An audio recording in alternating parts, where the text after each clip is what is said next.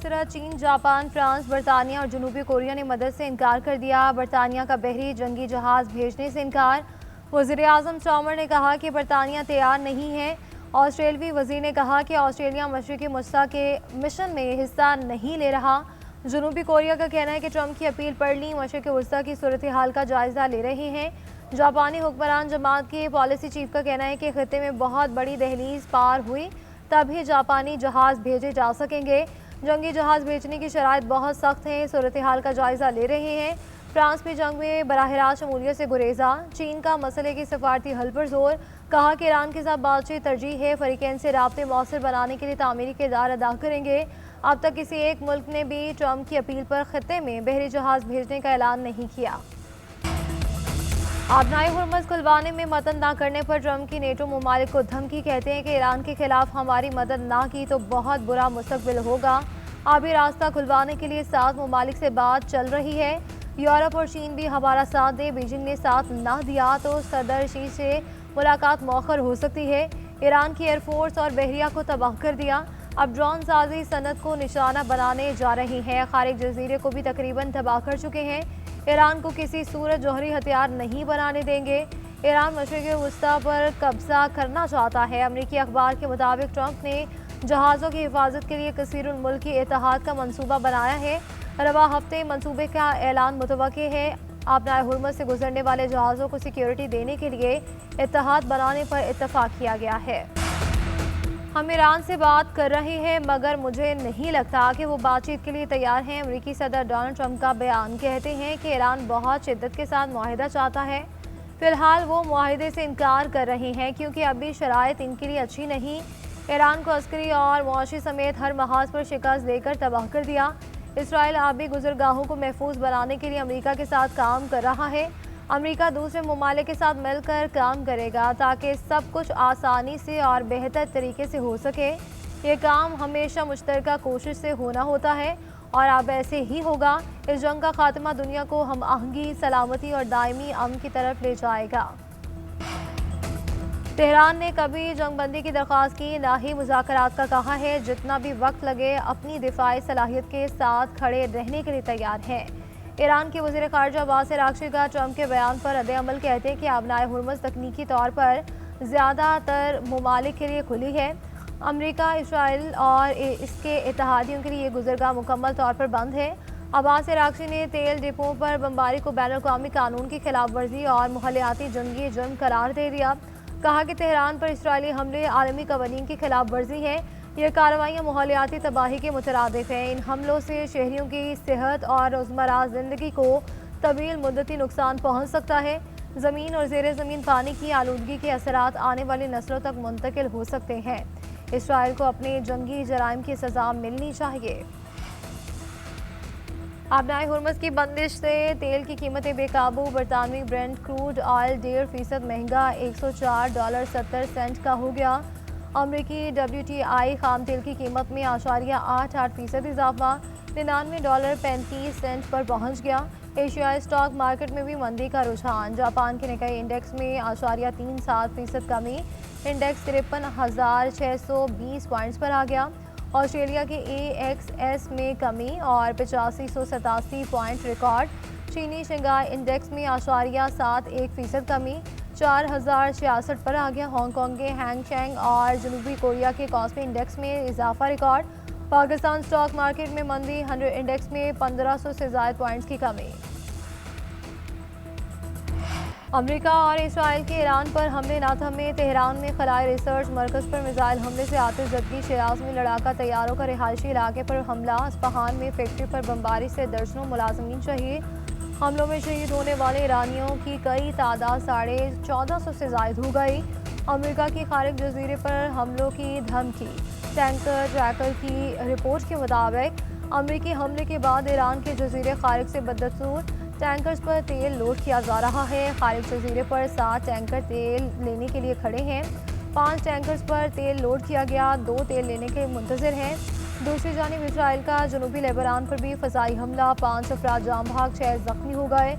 हमला ज़िला जज़ीन के इलाके कतरानी में किया गया। ज़ख्मियों को करीबी अस्पतालों में मुंतकिल कर दिया गया। ईरान के इसराइल और अमरीकी अहदाफ पर वादा साजिश हमलों की 54वीं लहर। बगदाद में अमरीकी अड्डे विक्टोरिया पर रॉकेट और ड्रोन से हमला, 10 अमरीकी फौजी हलाक। पहली मरतबा तवील फासले तक हदफ को निशाना बनाने वाले सजील मिसाइलों का इस्तेमाल। ईरानी मीडिया के मुताबिक जवाबी कार्रवाई जहरा के ऑपरेशन गोड के तहत अंजाम दी गई। मिसाइलों में दोहरे वार हेड वाले सुपर हैवी खुर्रमशहर मिसाइल और खैबर और कदर शामिल थे। इसराइली हुकूमत की कमांड एंड कंट्रोल सेंटर अहम फौजी तनसीबात को निशाना बनाया गया। बहर अहमर में अमरीकी बहरी अड्डे की मौजूदगी ईरान के लिए बराह रास्त खतरा है। बहरी बेड़े फोर्ड की सहूलतकारी करने वाले मराकज़ जायज़ निशाना है। इसराइल में भी हमले तल अवीव, हर्जिलिया और मकबूजा इलाकों के 141 मकामात पर सायरन बजते रहे। 100 से ज़ायद इसराइली ज़ख्मी हुए। इसराइली पुलिस हेडक्वार्टर्स और सेटेलाइट सेंटर को भी निशाना बनाया गया। सिहोनी मीडिया की अमरीकी काउंसिल जनरल के घर को निशाना बनाने की तस्दीक, घर के अंदरूनी हिस्से की तस्वीर भी जारी कर दी गई। ईरान के खलीजी ममालिक में अमरीकी अड्डों पर निशाने। दुबई एयरपोर्ट पर ड्रोन हमला, आग भड़क उठी। दुबई हुकाम के मुताबिक ड्रोन ने एयरपोर्ट पर टैंकर को हिट किया। सऊदी अरब का 1 घंटे में 34 ड्रोन मार गिराने का दावा। कुवैत के बैनुल-अक़वामी हवाई अड्डे पर ड्रोन हमले में रडार सिस्टम को नुकसान पहुंचा। इराक के शहर अरबिल में ड्रोन हमले के बाद ऑयल रिफाइनरी में आग लग गई। दीगर अमरीकी अहदाफ को भी कामयाबी से निशाना बनाने का दावा। लेबनान से हिजबुल्लाह ने इसराइल पर दर्जनों रॉकेट दाग दिए। ईरान के मीडिया ऑपरेशन सेंटर ने दुबई दोहा के मखसूस इलाकों में मुमकिन हमलों की वार्निंग जारी कर दी। मखसूस इलाकों के रिहायशी हमलों के पेश नज़र इलाका खाली करने का कह दिया। खबर एजेंसी के मुताबिक ईरानी मीडिया का दावा है कि इन मकामात पर अमरीकी फौजी एहलकार हैं। ईरान इससे कबल भी खलीजी ममालिक में अमरीकी तनसीबात को मुमकिना अहदाफ करार दे चुका है। UAE के सदर मोहम्मद बिन जायद और सऊदी वली अहद शहजादा मोहम्मद बिन सलमान में टेलीफोनिक रब्ता। दोनों रहनुमाओं के दरमियान खित्ते की सूरत हाल पर तबादला ख्याल। ईरानी हमलों को अरब खुद मुख्तारी और आलमी कवानीन की खिलाफ वर्जी करार दे दिया। मसाइल के हल के लिए संजीदा मुकालमे और सिफारती ज़राए को तरजीह देने पर जोर दिया। ईरान का अमेरिका पर फॉल्स फ्लैग ऑपरेशन के लिए शाहिद ड्रोन की कॉपी इस्तेमाल करने का इल्ज़ाम। ईरानी मीडिया के मुताबिक ईरानी इलाकाई ममालिक को अमरीकी फॉल्स फ्लैग ऑपरेशन से खबरदार कर दिया। ईरान की कौमी सलामती काउंसिल के सेक्रेटरी अली लारेजानी का कहना है कि सुना है कि एप्स्टाइन टीम की बाक़यादत ने 9/11 जैसा वाक़या करने और इल्ज़ाम ईरान पर धरने की साजिश तैयार की है। तेहरान बुनियादी तौर पर ऐसे दहशतगर्द मंसूबों का मुखालिफ है। ईरान की जंग अमरीकी अवाम के साथ नहीं है। अमरीकी वज़ीर तवानाई कहते हैं कि ईरान से जंग अगले चंद हफ्तों में ख़त्म हो जाएगी। जंग ख़त्म होते ही तवानाई की सप्लाई दोबारा बेहतर हो जाएगी। सप्लाई बहाल होने से तेल की कीमतों में कमी आएगी। चंद हफ्तों में सूरत हाल मामूल पर आने की उम्मीद है। बरतानवी वज़ीर तवानाई बोले कि आबनाए हुर्मुज़ का खुलना सबके मफाद में है। इत्तेहादियों के साथ मिलकर समुद्री रास्ते की बहाली के लिए काम कर रहे हैं। आबनाए हुर्मुज़ को मुस्तकिल बहाल करने का बेहतरीन तरीका जंगबंदी है। उधर आबनाए हुर्मुज़ में बहरी जहाज़ों की लाइन लग गई। 1000 के करीब बहरी जहाज रास्ता खुलने के मुंतज़िर। ईरान के खिलाफ जारी जंग अमेरिका के लिए महंगी पड़ने लगी। अब तक 12 अरब डॉलर से ज़ायद के अखराजात हो गए। अमरीकी हुकाम के मुताबिक 28 फरवरी से अब तक मजमूई तौर पर 12 अरब डॉलर से ज़ायद खर्च हुए। सिर्फ पहले ही हफ्ते में हथियारों की खरीदारी पर 5 अरब डॉलर से ज़ायद खर्च हो चुके थे। अमरीकी वज़ीर दिफा का कहना है कि ईरान पर बमबारी में जल्द ही ड्रामाई इजाफा होने वाला है। जंग के अखराजात मज़ीद बढ़ जाएंगे। अफगान तालिबान रजीम की सफाकियत बाजोड़ में शहरी आबादी पर हमला, 4 भाई शहीद हो गए। साजिद, अयाज, रियाज और मुआज शामिल। गोलाबारी से एक बच्चा जख्मी भी हुआ। वज़ीर इत्तलात अता तारर कहते हैं कि हमले में एक घर को निशाना बनाया गया। इब्तदाई रिपोर्ट्स के मुताबिक सरहद पार से आर्टिलरी और मार्टर फायर किए गए। शहरी आबादी को निशाना बनाना बैनुल-अक़वामी कवानीन की संगीन खिलाफ वर्जी है। हमले के ज़िम्मेदारान अफगान तालिबान के ठिकानों पर भरपूर जवाबी कार्रवाई जारी है। बाजोड़ में शहरी आबादी को निशाना बनाने पर आवाम का शदीद गम गुस्से का इजहार। इस्लामाबाद और लाहौर समेत मुख्तलिफ शहरों में बादल बरस पड़े। बढ़ते दर्जा हरारत को रिवर्स गियर लग गया। करक, हरीपुर और खैबर और कोहाट में बादल जमकर बरसे। महकमा मौसमियात की बारिश का अगले 24 घंटे जारी रहने की पेशगोई। मुल्क के बालाई इलाकों में सफ़ेद मोतियों की बरसात। आज़ाद कश्मीर और गिलगित के पहाड़ों पर बर्फबारी। हर तरफ सफ़ेदी छा गई।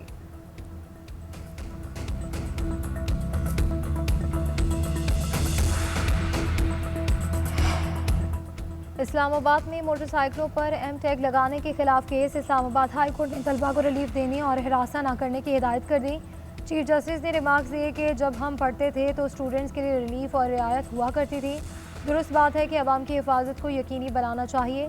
इसमें कुछ मुश्किलात भी आती हैं, मगर आप तलबा को रिलीफ दें, रियायत दें और इन्हें हिरासा ना करें। अदालत ने सरकारी वकील को इंतजामिया का जवाब भी जमा करवाने का हुक्म दे दिया। समाअत 6 अप्रैल तक मुलतवी कर दी गई।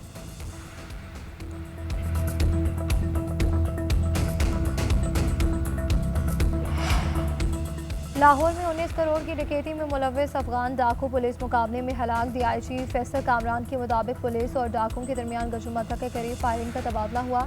डकैती में मुलव्वस एक डाकू मारा गया। शनाख्त ज़रात के नाम से हुई। वारदात में इस्तेमाल होने वाली कार बरामद। डाकू ने गुज़श्ता रोज़ डिफेंस में फैमिली को यरगमाल बनाकर 19 करोड़ रुपये मालियत का सामान लूटा था। डाकू डिफेंस में कैफे समेत 5 मकामात पर वारदातों में मुलव्वस थे। पेशावर में पुलिस पोस्ट सखी पुल पर खारिज का हमला नाकाम। पुलिस के मुताबिक दहशतगर्द खैबर की जानिब से आए और फौरी मौसर कार्रवाई से हमला पसपा किया। किसी किस्म का जानी और माली नुकसान नहीं हुआ। थाना मिंदान की चौकी फताखेल पर हमला नाकाम। थर्मल कैमरों के जरिए 15 से ज़ायद मशकूक अफराद की नकलो हरकत का सुराग लगाया गया। पुलिस की फायरिंग से दहशतगर्द फरार होने पर मजबूर इलाके में सर्च ऑपरेशन किया गया।